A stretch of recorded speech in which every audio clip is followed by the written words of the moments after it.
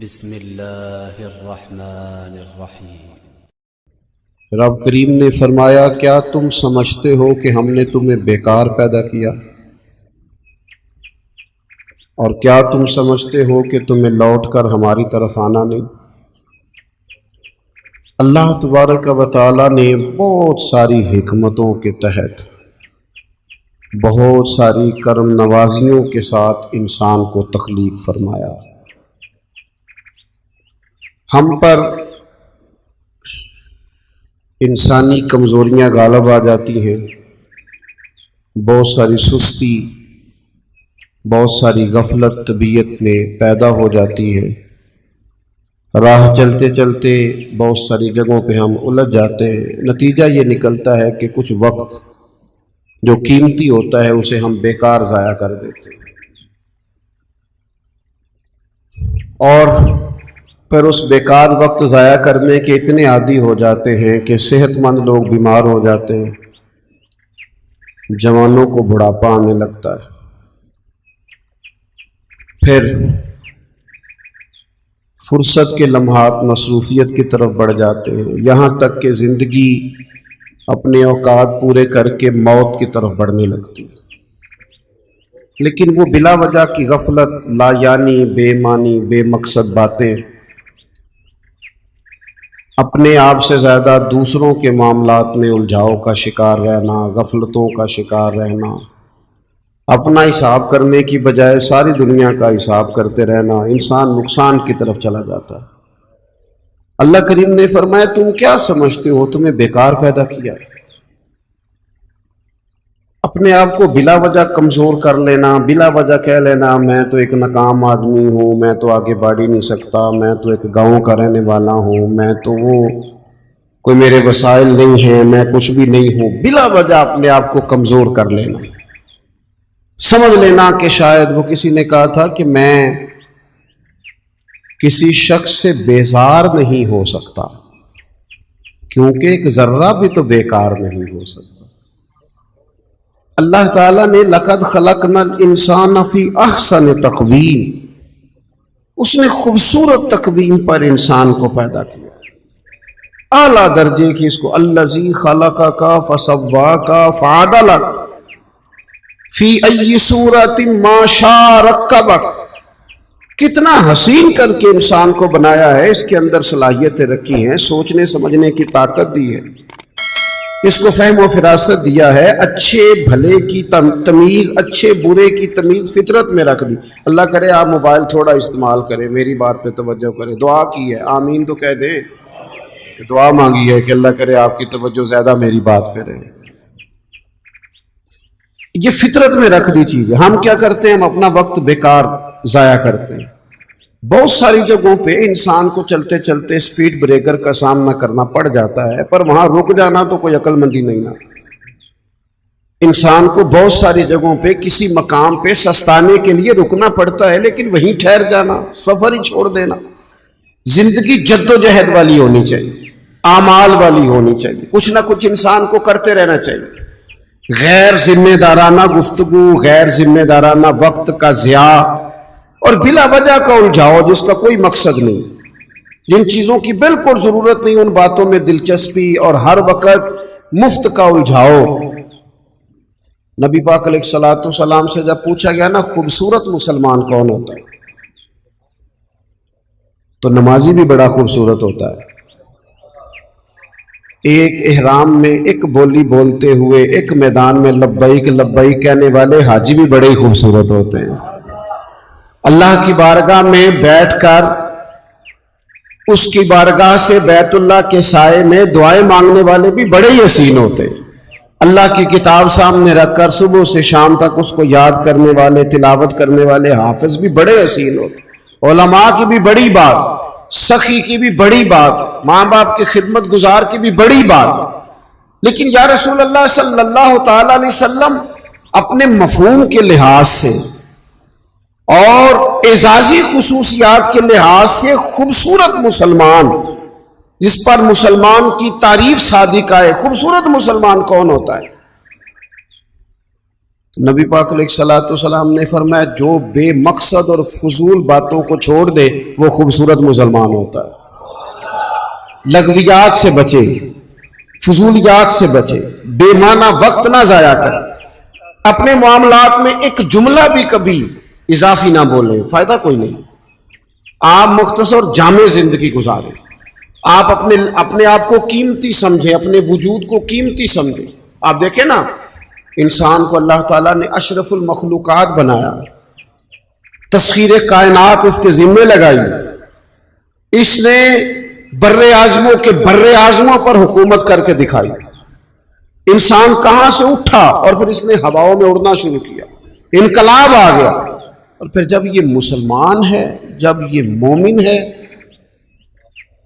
پھر تو اس کا کمال یہ ہے کہ ابھی نیکی کرتا نہیں، صرف نیکی کا ارادہ ہی کرتا ہے، اللہ اجر عطا فرما بھی دیتا ہے۔ لیکن جو صبح سے شام تک نیکی کا ارادہ بھی نہ کرے، جو پروگرام ہی نہ بنائے، جو اچھا گمان بھی قائم نہ کر سکے، جس کے تصورات باوضو ہی نہ ہو، جو اپنے خیالات کے اندر خوش عقیدگی نہ لا سکے، اس نے کیا کیا؟ اپنے معاملات پر توجہ دی جائے اور اپنے وقت کو ضائع کرنے سے بچایا جائے، امور خیر میں جد و جہد کی جائے، کوشش کی جائے، اپنے آپ سے کوئی کام لیا جائے۔ دیکھیں، ہم چاہیں نہ چاہیں، ہم تیار ہوں یا نہ ہوں، ہماری عمر روز بروز بڑھتی ہے، ہمارے کام رہ گئے تو رہ گئے، لیکن دن، سال، مہینے روز گھٹتے۔ ہم چاہیں نہ چاہیں لیکن وقت ریت کی طرح ہمارے ہاتھوں سے گزر جاتا ہے۔ اچھے بھلے تندرست لوگ ہوتے ہیں، پھر وہ ہلکی ہلکی دردیں جسم میں شروع ہوتی ہیں، کمزوریاں آنے لگتی ہیں۔ جو کام ہم گھنٹوں بیٹھ کے، میں خود کبھی توفیق ہوتی تھی تو کئی صفوں کی کتاب ہے، تو بیٹھے ہیں تو وہ دل کیا ہے کہ ایک نشست میں پڑھ دیں گے۔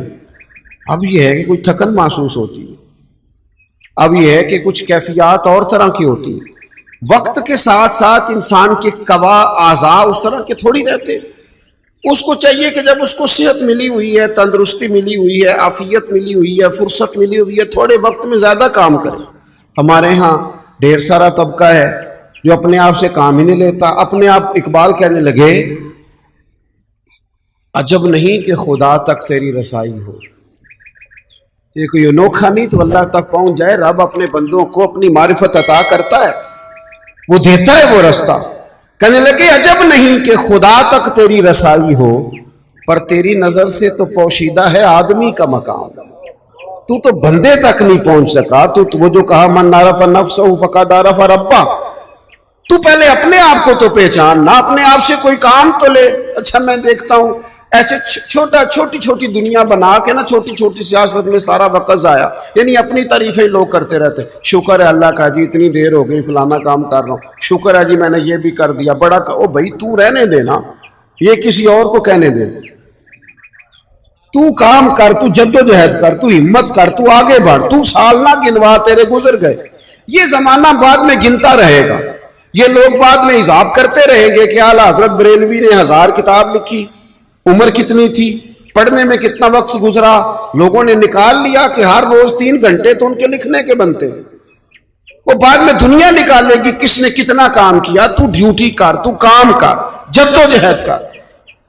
ہم میں سے جو لوگ بھی ناکام ہو جاتے ہیں نا، وہ کہتے ہیں جی میں فلانے کی وجہ سے ناکام ہو گیا، فلانا بندہ اگر میرا ساتھ دے دیتا، فلاں اگر سپورٹ کرتا۔ یہ دنیا کا سب سے بڑا جرم ہے کہ انسان اپنی کوتاہیاں دوسروں کے گلے ڈال دے۔ سب سے بڑی ناکامی یہ ہے، ہم سستیاں کرتے ہیں، غفلتیں کرتے ہیں، بوجھ دوسروں پہ ڈال دیتے ہیں۔ دنیا میں جہاں بھی ہم ناکام ہوتے ہیں نا، رب تو کسی کو ناکام کرتا ہی نہیں۔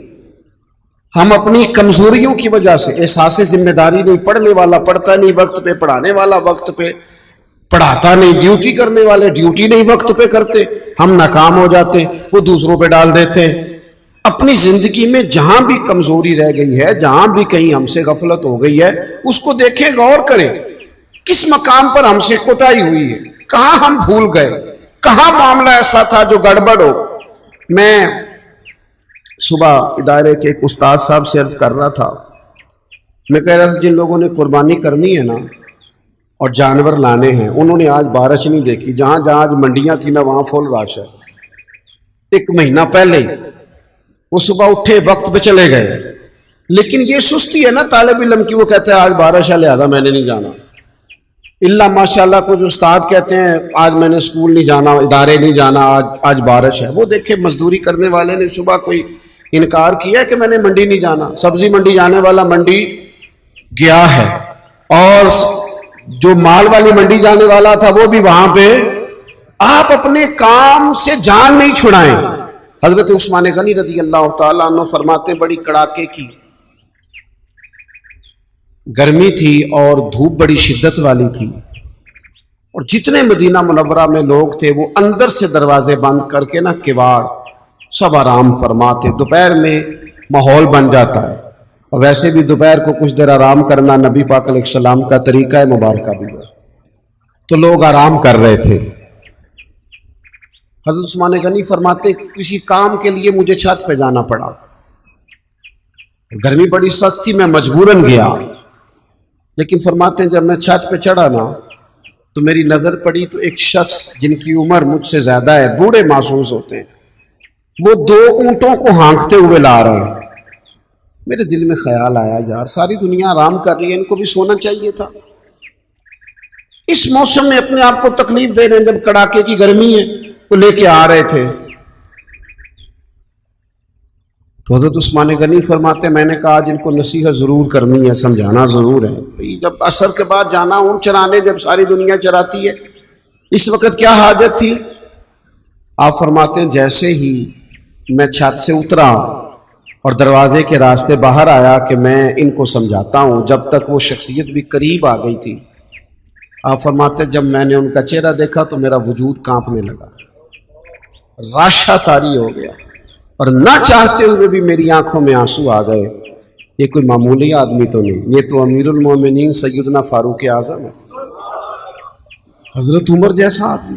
اور کڑاکے کی دوپہر, یہاں کتنے نازک مزاج ہو گئے ہیں لوگ. اقبال کہتے ہیں لہو مجھ کو رلاتی ہے جوانوں کی تن آسانی.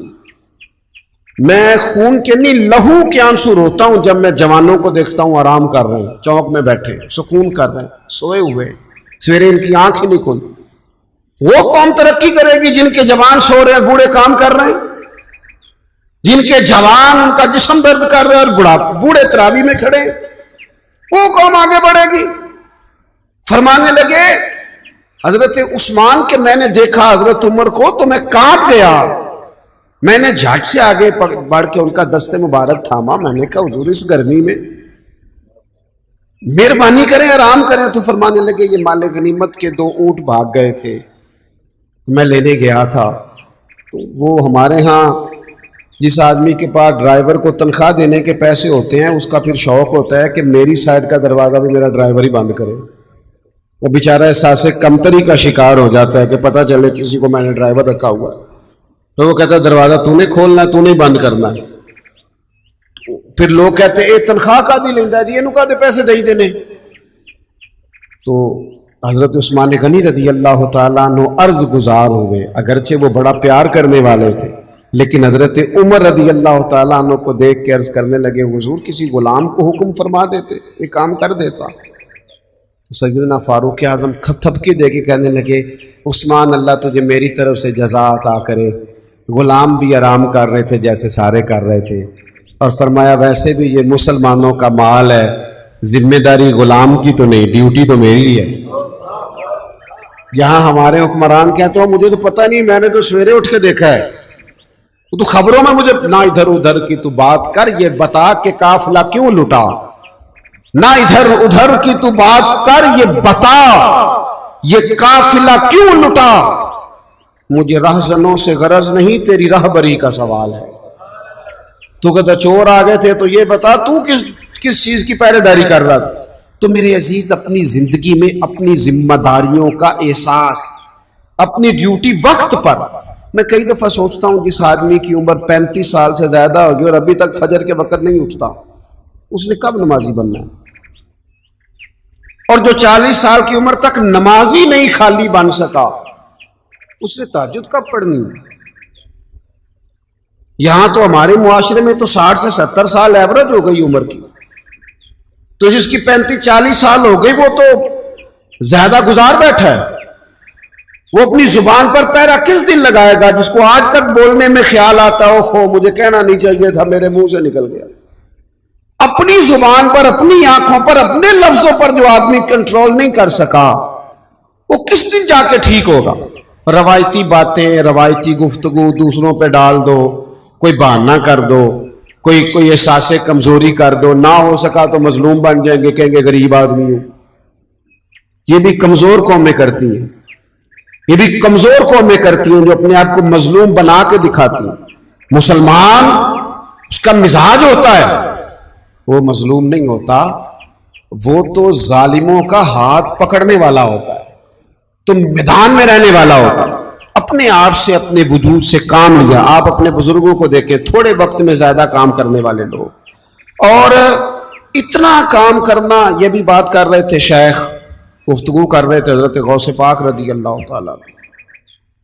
آپ کبھی اپنے بزرگوں کو دیکھیں نا، تو جو آج پیروں نے ماحول بنایا نا، پیر صاحب بیٹھے اندر 6 تسبیح ہیں اور 20 تقیے اور وہ تعویذ لکھ رہے ہیں اور وہ ہاتھ بھی اٹھاتے ہیں تو لگتا ہے بیچارہ بڑی تکلیف میں ہے، اللہ ماشاءاللہ، دعا مانگنے میں اسے پریشانی ہو رہی۔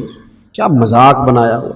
صوفی تو زندہ اور جاوید ہوتا ہے، وہ تو تازہ دم ہوتا ہے، پلٹنا جھپٹنا، جھپٹ کر پلٹنا، لہو ایک گرم رکھنے کا ایک بہانہ، تو طاقتور ہوتا ہے، اس کے مزاج میں تو گرمی ہوتی۔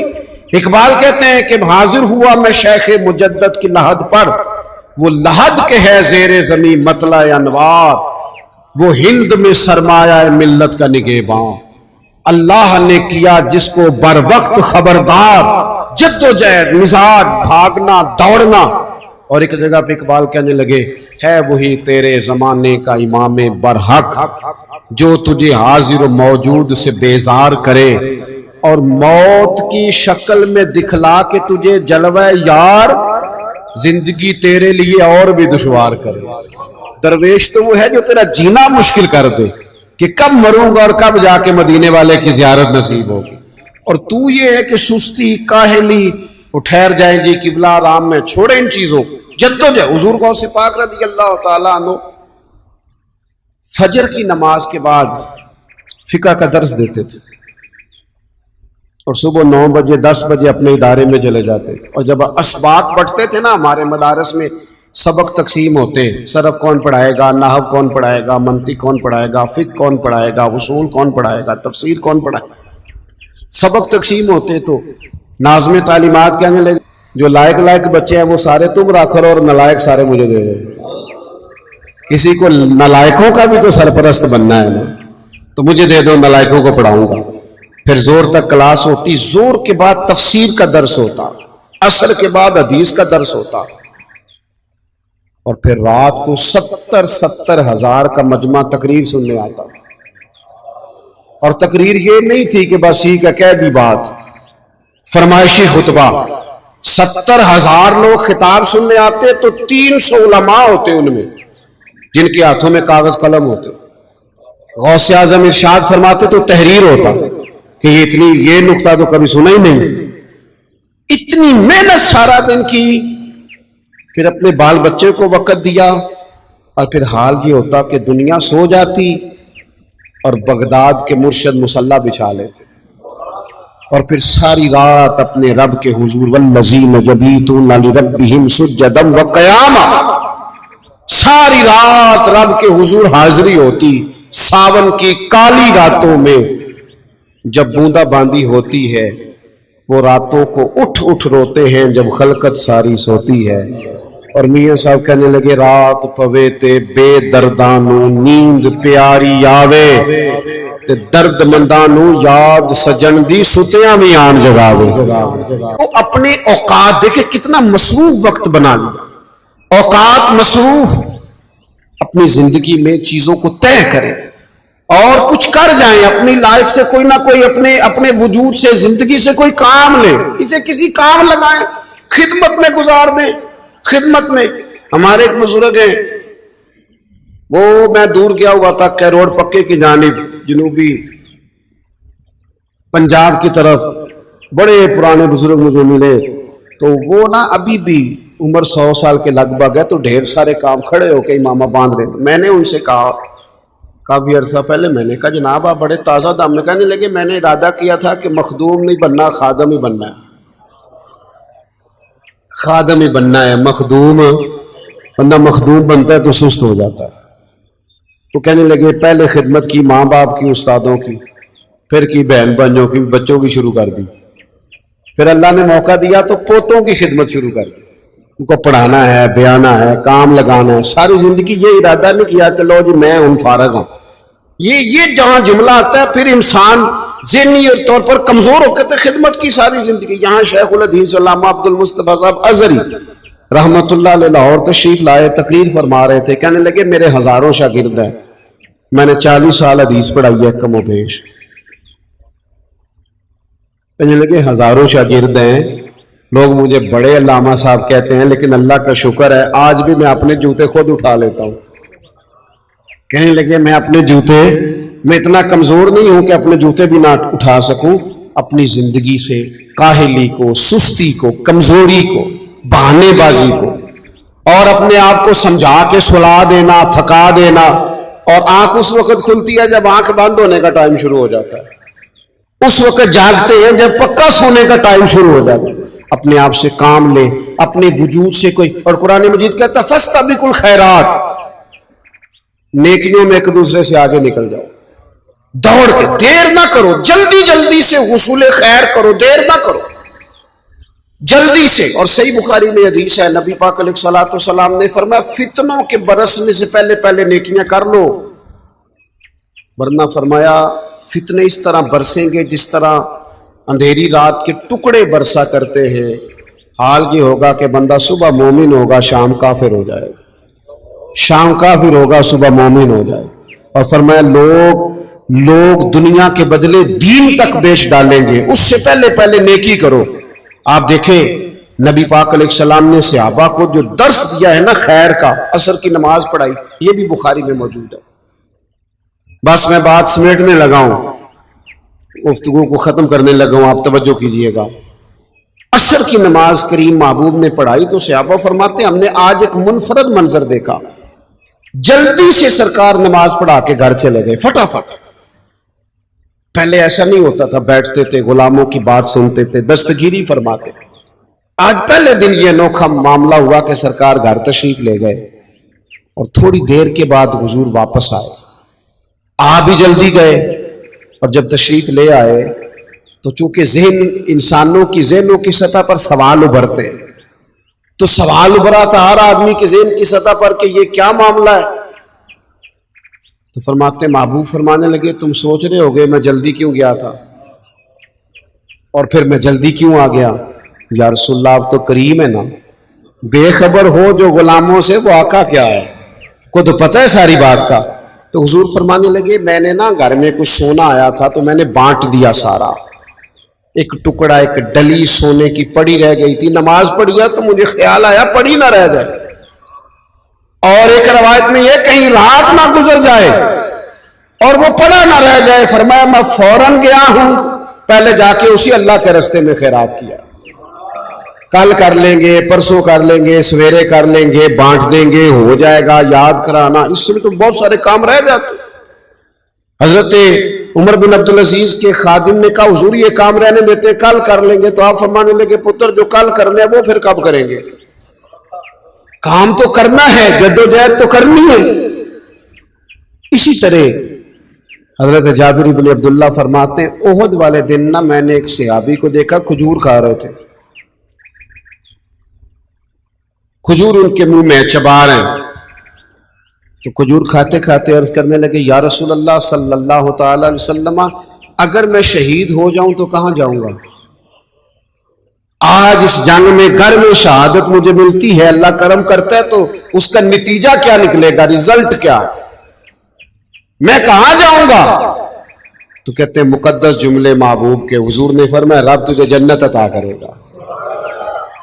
حضرت جابر بن عبداللہ فرماتے ہیں میں نے اس شخص کو دیکھا جو کھجور ان کے منہ میں تھی، انہوں نے انگلی ڈال کے نکال دی اور اسی وقت تلوار اٹھا لی، मैदान में लड़े, शहीद हो गए, क्या माना?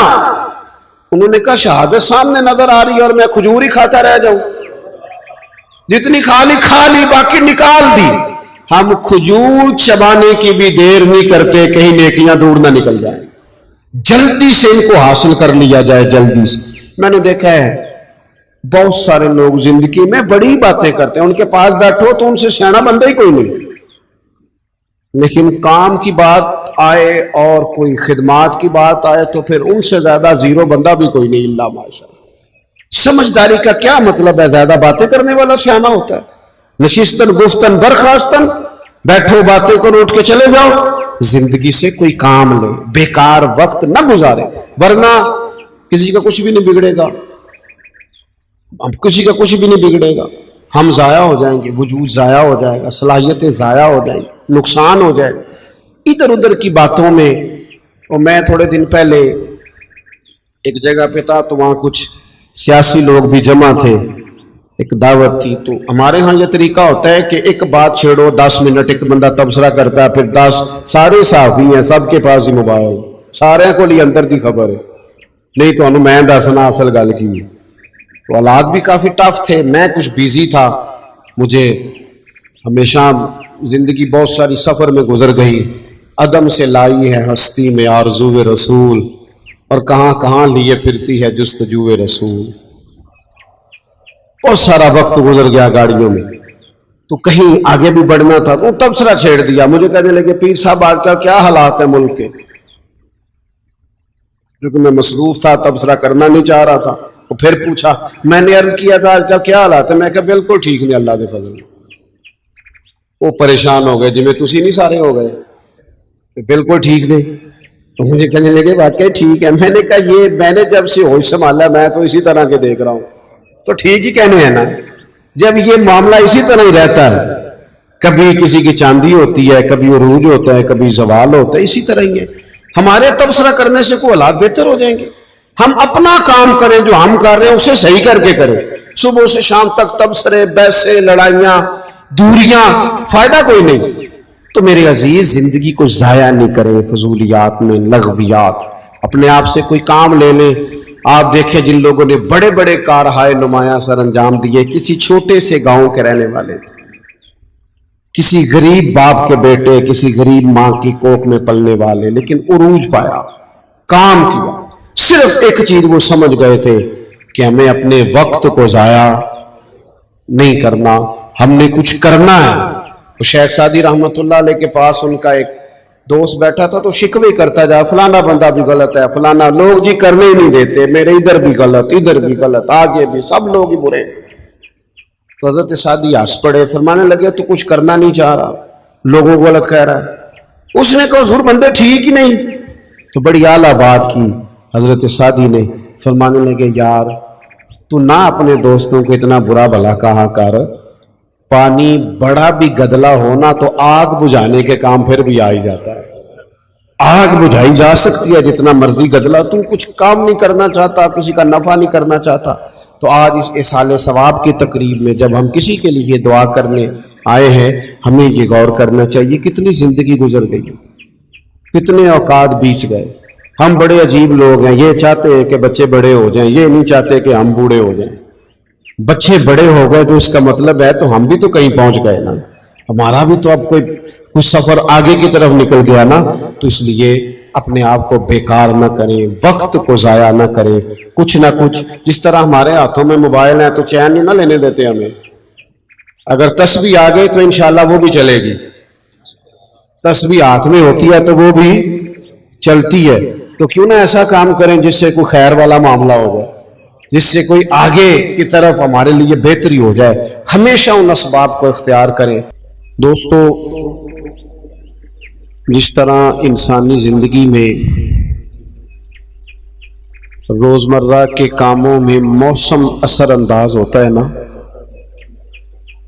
बारिश का मौसम हो तो बहुत सारे काम नहीं हो पाते,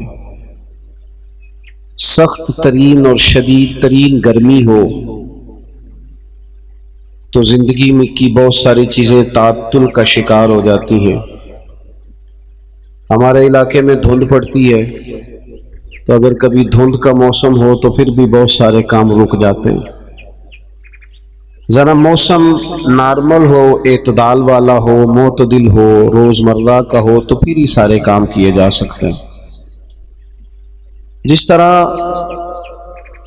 آب و ہوا کا موسم ٹھیک ہو تو زندگی ٹھیک چلتی ہے نا، اسی طرح دلوں کا موسم بھی ٹھیک ہو تو پھر ہی زندگی ٹھیک چلتی ہے.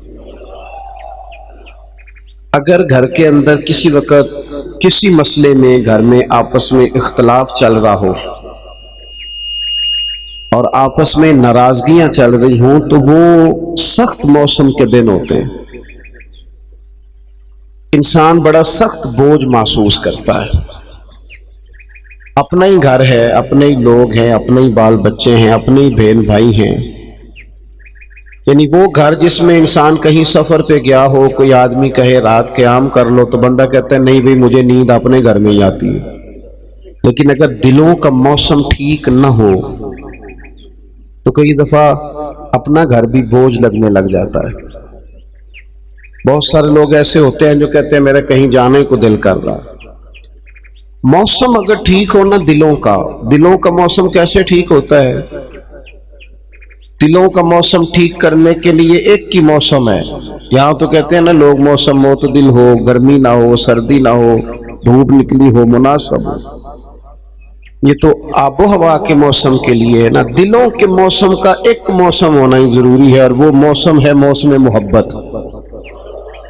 موسم محبت رہے تو زندگی صحیح چلتی ہے، اور اگر محبت کا موسم نہ رہے تو پھر ساری بہاریں بھی خزاں ہی نظر آتی ہیں.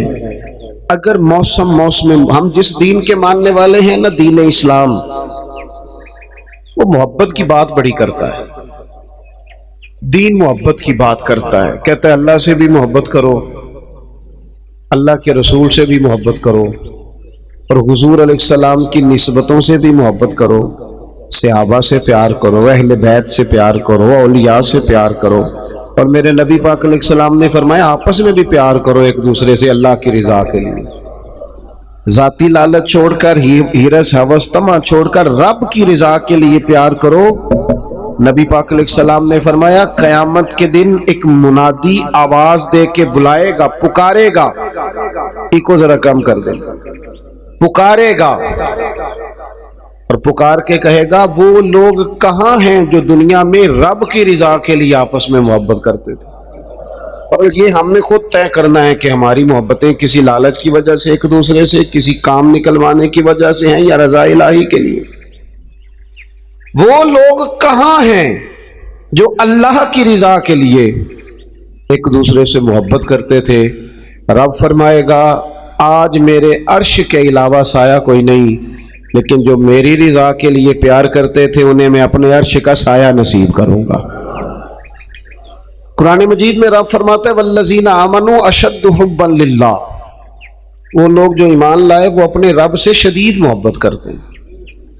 ماحول کا محبت والا ہونا، میرا اور آپ کا جو ماحول ہے نا، یہ ناراض لوگوں کا ماحول ہے.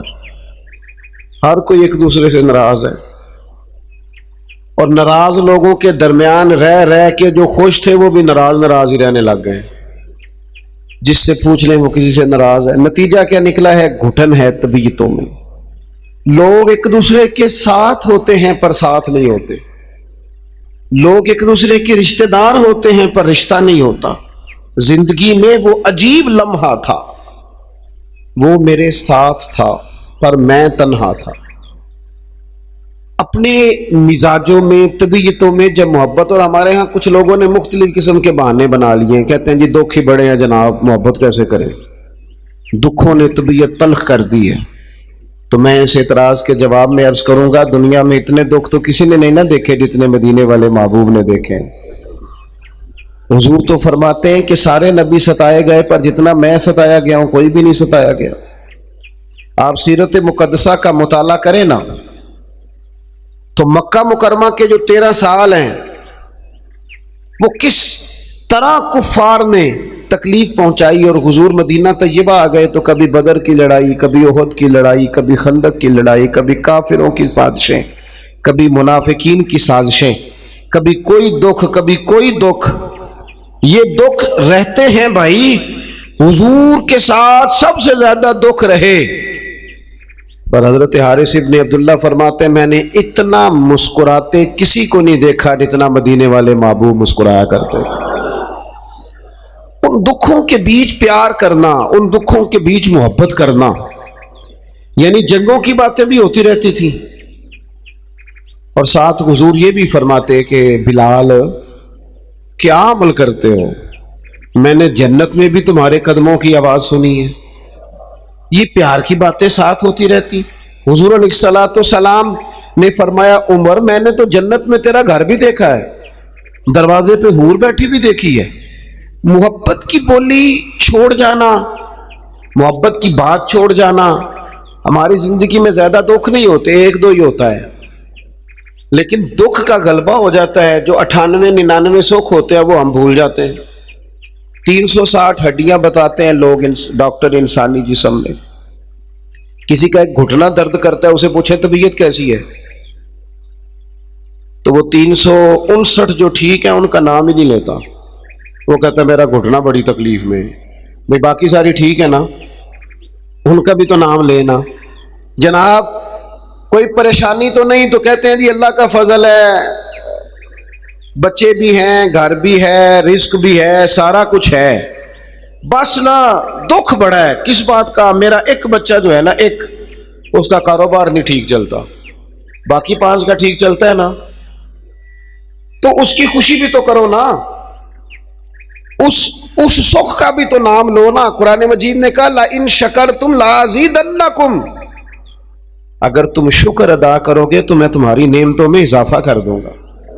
لیکن ایک آدھ دکھ ہم زندگی پہ طاری کر کے، اپنے مزاج پہ طاری کر کے محبت سے رخصت ہو جائیں گے، پیار کرنا چھوڑ دیں گے۔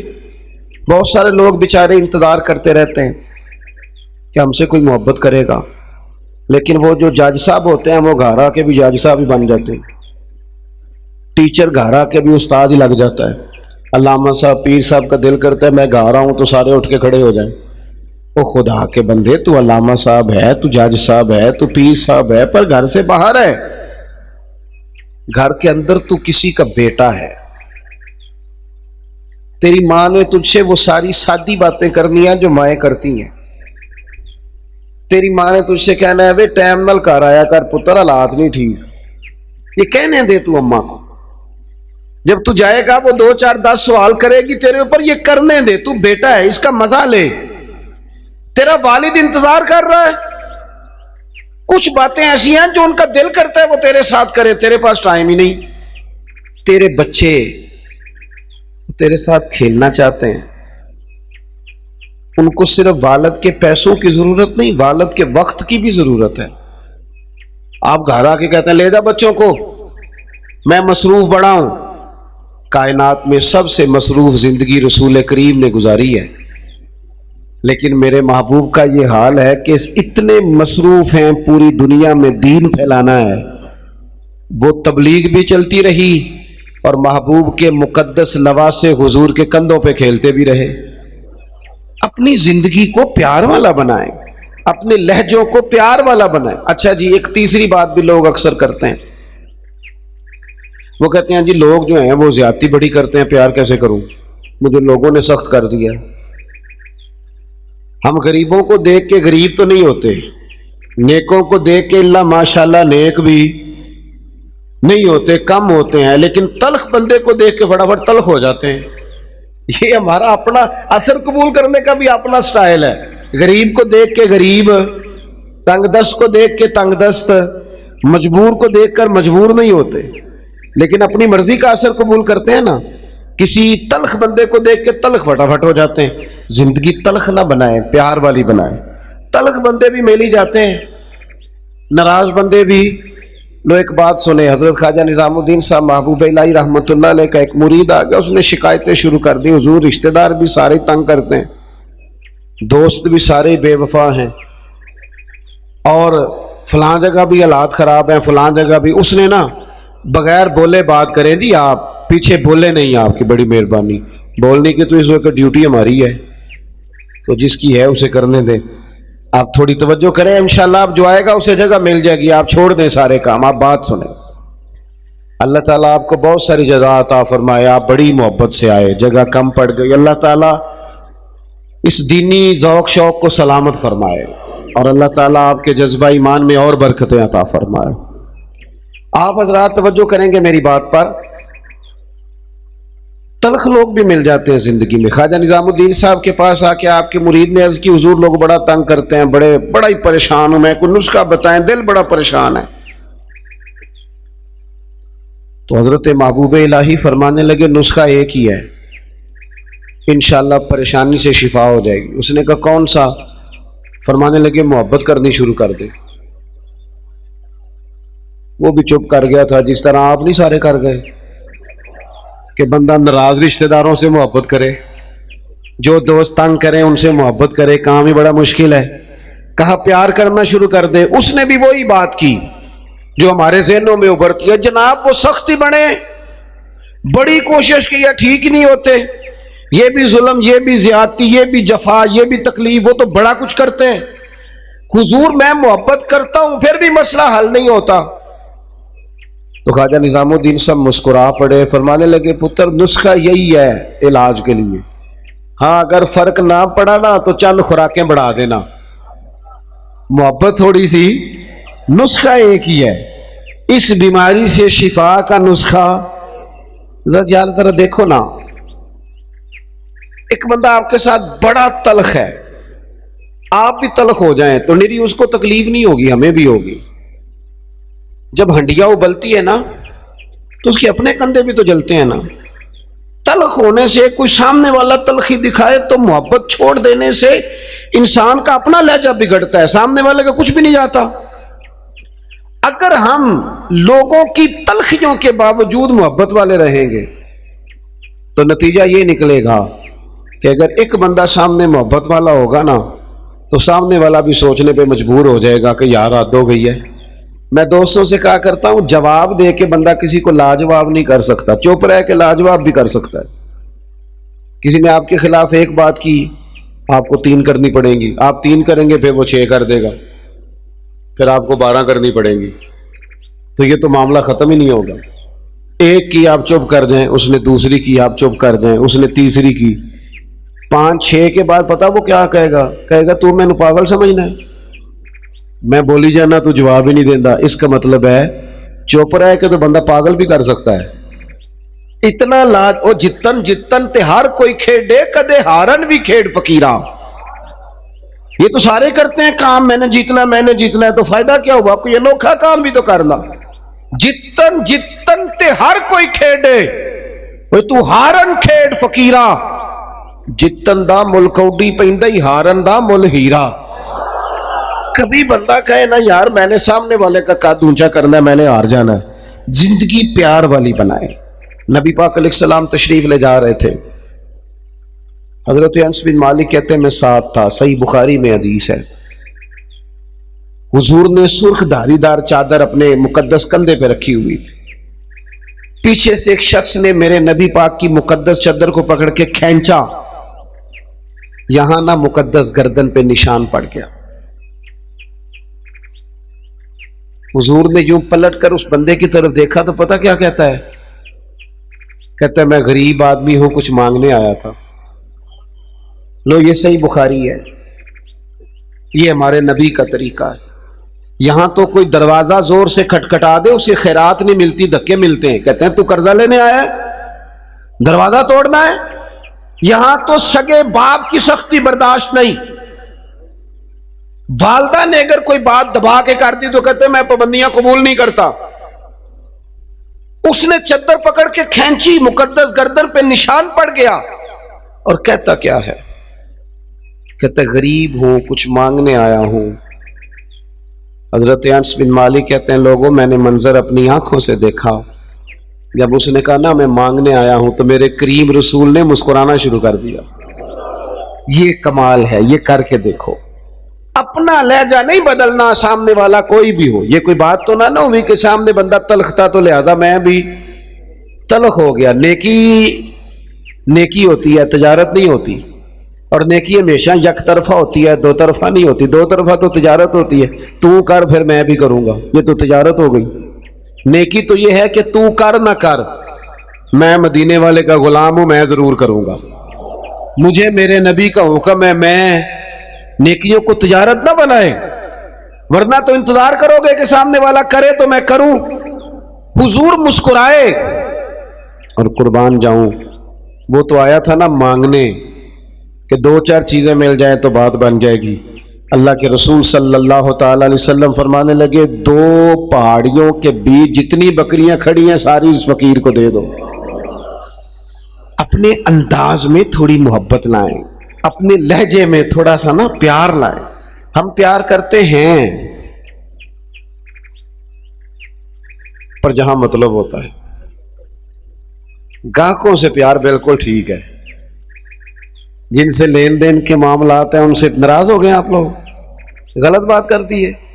اللہ آپ کو سلامت رکھے، میں صحیح کہہ رہا ہوں.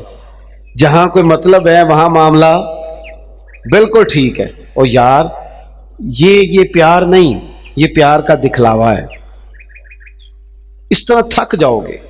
اگر لہجہ ہی پیار والا ہو جائے نا، انداز ہی پیار والا ہو جائے تو پھر زندگی ذرا حسین ہو جاتی ہے.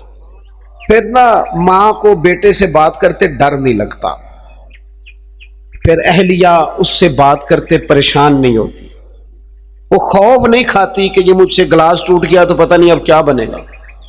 پھر غریب بہنیں بات کرتی ہیں تو ذرا آسانی سے کر لیتی ہیں، پھر کوئی محلے دار غریب بات کر لیتا ہے. لیکن اگر لہجہ تلخ ہو، انداز سخت ہو، پھر خرابی ہوتی ہے. ایک چوتھی بات بھی ہے جس کی وجہ سے ہم محبت نہیں کرتے.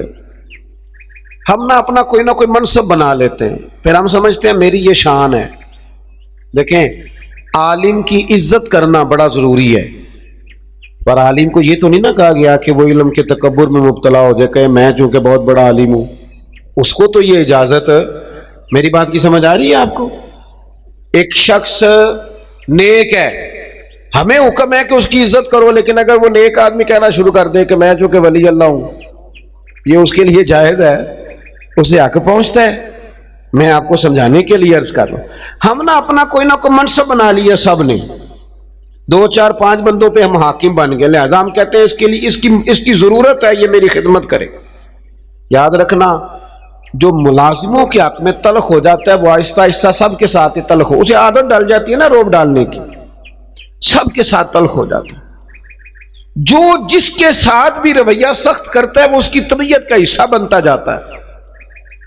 اگر آپ کو اللہ تعالیٰ نے اعزاز دیا ہے تو یہ اس کا فضل ہے. زندگی میں جو رب نے ہمیں نعمتیں دی ہیں کبھی گن کے دیکھ لیں، وہ ہماری محنت نہیں، وہ محض اللہ کا فضل ہے. تو اگر محض اللہ کا فضل ہے پھر ہمیں جھکے ہوئے ہونا چاہیے تھا، بجائے اس کے کہ ہم اس پر تبصرہ کرتے. کسی بندے کے پاس اگر کوئی ملازم ہوتا ہے نا، اس کے پاس اگر ڈرائیور رکھنے کے پیسے ہوتے ہیں تو آج کل ماحول یہ بن گیا کہ میرا ڈرائیور نہیں رکھا ہوتا، پھر خواہش ہوتی ہے کہ میری گاڑی کا دروازہ بھی یہی بند کرے، یہ اٹھے اور میرے سارے کام یہی بندہ کرے. تو میرے عزیز، اس سے بھی بندہ تلخ ہوتا ہے، محبت اس کی طبیعت سے نکل جاتی ہے، موسم محبت بدل جاتا ہے. آپ اپنی زندگی میں نرم رہیں. صحابہ فرماتے ہیں جب مسجد نبوی کی تعمیر ہو رہی تھی نا، ہم بھی اینٹیں اٹھا اٹھا کے لاتے تھے، اور ہم نے یہ عجیب نظارہ بھی دیکھا کہ نبیوں کے امام، رسولوں کے امام، اللہ کے محبوب مطلق، جن کی زیارت کے لیے فرشتے منتظر کھڑے رہتے ہیں، ہم نے پلٹ کے دیکھا کہ وہ محبوب بھی اینٹیں اٹھا اٹھا کے لا رہے تھے. حضور بھی کہتے ہیں جب خندق کھود رہے تھے نا، خندق، تو وہ محبوب جن کے پیروں پر اللہ پتھروں کو نرم کر دیتا ہے، جب ہم خندق کھود رہے تھے نا تو ہمارے نبی پاک بھی ہمارے ساتھ مل کے کام کراتے تھے. اپنی زندگی میں اللہ اعزاز دیتا ہے، لیکن اگر آپ اپنوں کے ساتھ مل جل کے رہتے ہیں تو محبتیں فروغ پاتی، پیار بڑھتا ہے. حضرت عمر بن عبدالعزیز رحمۃ اللہ علیہ بادشاہ تھے، تو رات کے وقت ایک خادم آپ کو خدمت کے لیے دیا گیا تھا، خدمت کے لیے. اور جو لوگ یہاں نا ہمارے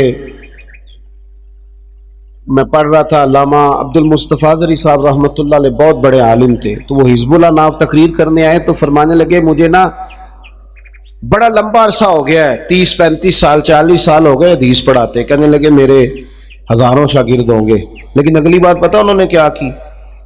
کہنے لگے ہزاروں ہیں پیار کرنے والے، پر اللہ کا شکر ہے میں اپنے جوتے خود اٹھا لیتا ہوں، میں اپنے جوتے، یہ مرض لگ جاتا ہے بعض اوقات بندے کو کہ کوئی جناب آئے اور میرا چونکہ اعزاز ہے، یہ چیز بھی انسان کو محبت سے دور لے جاتی ہے۔ حضرت عمر بن عبدالعزیز ایک ملازم آپ کو دیا گیا تھا، رات کو آپ کے پاس رہتا تھا خدمت کے لیے، تو رات کو کچھ لوگ بھی آئے ہوئے تھے آپ سے ملنے کے لیے، تو جناب عمر بن عبدالعزیز رحمۃ اللہ تعالی علیہ تشریف فرما تھے، کوئی کام ہو رہا تھا، وہ غلام کی ڈیوٹی تھی خدمت میں رہنے کی، جوان آدمی تھا، تھک گیا، دیوار سے ٹیک لگائی اور بیٹھا بیٹھا سو گیا۔ اب وہ جو چراغ جل رہا تھا نا محفل میں، وہ جلتے جلتے جلتے جلتے وہ چراغ گل ہو گیا۔ حضرت عمر بن عبدالعزیز نے اس غلام کی طرف دیکھا تو وہ تو سو رہا ہے، اسی بھلا کیا کھدا ہے، یہ پیسے کیڑی گل دے لیندا ہے، انہوں پھر تنخواہ نہیں دئی تھی، اسی وقت ہی لوگوں کو یاد آ جاتا ہے، وہ سو گیا۔ حضرت عمر بن عبدالعزیز نے اس کو سویا ہی رہنے دیا، اٹھے، چراغ میں خود تیل ڈالا، بتی لگائی، اسے روشن کیا، دوبارہ آ کے بیٹھ گئے۔ وہ جو بندہ ملنے آیا ہوا تھا نا، اس نے وہی بات کی جو آج کل سارے کرتے ہیں، کہنے لگا حضور یہ پیسے کس کام کے لیتا ہے، سو گیا ہے، تنخواہ کس کام کی لیتا ہے؟ حضرت عمر بن عبدالعزیز کہنے لگے کام چور بھی نہیں، سست بھی نہیں، روز ڈیوٹی ٹھیک کرتا ہے، آج ذرا بیچارے کی آنکھ لگ گئی، کوئی رات دیر سے سویا ہوگا یا کوئی تھک گیا ہوگا، کوئی حرج نہیں، انسان پر کبھی کبھی نیند غلبہ بھی کر لیتے، یہ گنجائش دینی چاہیے انسانوں کو۔ کہا سو گیا کوئی حرج نہیں۔ وہ بندہ پھر کہنے لگا نہیں جی آپ کو خود اٹھ کے جانا پڑا ہے۔ بعض لوگ تو بالکل پسند ہی نہیں نہ کرتے، وہ جناب آپ کو جانا پڑا ہے۔ تو حضرت عمر بن عبدالعزیز اس کی پریشانی کو دیکھ کے ہنس پڑے، فرمانے لگے تو پریشان نہ ہو، میں جب اٹھ کے گیا تھا تب بھی عمر بن عبدالعزیز ہی تھا، اور چراغ جلا کے آیا ہوں پھر بھی عمر بن عبدالعزیز ہی ہوں۔ میرے لہجے میں کوئی اس کے لیے سختی آئی کوئی حرج نہیں، کبھی اگر میاں صاحب کو گھر میں چائے خود بنانی پڑ جائے نا کوئی حرج نہیں، کسی وقت کام کرنا پڑ ہی جاتا ہے، گھر والے بیمار بھی ہو سکتے ہیں، کسی وقت اگر انہیں صرف کھانا ڈال کے لانا پڑ جائے تو کوئی تکلیف والی بات کیا؟ یہ باتیں لوگوں کو سنانے کے لیے ہیں کہ نبی پاک علیہ السلام اپنا کام خود کر لیا کرتے تھے، سارے کام اپنے دست مبارک سے کر لیتے۔ میری بات پر توجہ ہے آپ حضرات کی؟ تو اپنی زندگی کے اندر محبت لائیں، تھوڑا پیار لائیں۔